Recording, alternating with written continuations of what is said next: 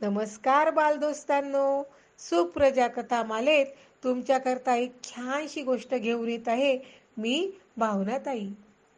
आपण कालच्या गोष्टीत पाहिलं की श्रावण बाळाला कळत न कळत का होईना दशरथ राजाकडनं बाण लागला आणि ते हत्येचं पातक त्याच्या माथी आलं आणि त्यामुळे कळकळून त्याला श्रावणाच्या आईवडिलांनी शाप दिला की तू सुद्धा पुत्र शोकाने मरशील. शोक म्हणजे दुःख बरं का बाळांनो. हा दशरथ राजा अयोध्येचा राजा होता आणि त्याला 3 राण्या होत्या, कौसल्या, सुमित्रा आणि कैकेयी. या 3ही राण्यांना मूलबाळ नव्हतं आणि वंश चालवण्यासाठी आणि राज्य सांभाळण्यासाठी पुत्रसंतती तर हवीच. ती व्हावी म्हणून त्याने ऋष्यशृंग ऋषींच्या मुख्य पौरोहित्याखाली अश्वमेध नावाचा यज्ञ केला आणि नंतर पुत्र कामेष्टी नावाचा याग केला.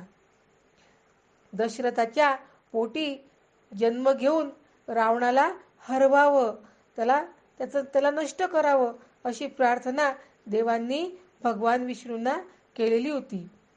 कारण मनुष्याखेरीज इतर कोणत्याही प्राण्यापासून तुला भीती नाही असा वर रावणाला ब्रह्मदेवांकडून मिळालेला होता.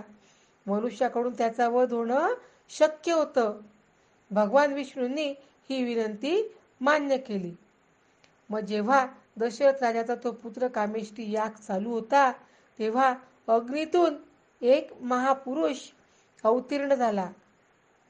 त्याने संतान देणारे देवनिर्मित पायस दशरथास दिले. हे पायस दशरथाने कौसल्या, सुमित्रा आणि कैकेयी ह्या आपल्या पत्नींना वाटून दिले. ह्या पायसाचे सेवन केल्यावर त्या प्रसादाच्या योगाने दशरथाला राम, लक्ष्मण, भरत आणि शत्रुघ्न असे 4 पुत्र झाले. हे पुत्र म्हणजे राम कौसल्याचा होता, लक्ष्मण आणि शत्रुघ्न सुमित्रेचे होते आणि भरत हा कैकेयीचा होता. सगळीकडे आनंदी आनंद झाला की राज्याला वारस मिळाला. हे मुलं दिवसागणिक आनंदाने वाढू लागले.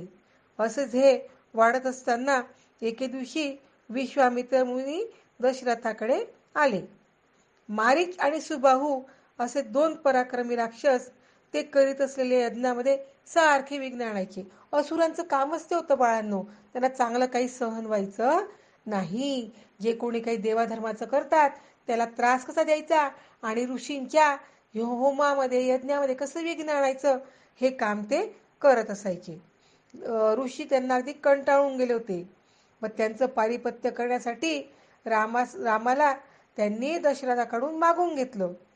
मग राम आणि रामाच्या पाठोपाठ लक्ष्मण असे 2घे बंधू विश्वामित्रांसह गेले. रामाने राक्षसांचा समाचार घेतला मग त्यांना मारून टाकलं, आकरून दिलं, पळवून दिलं.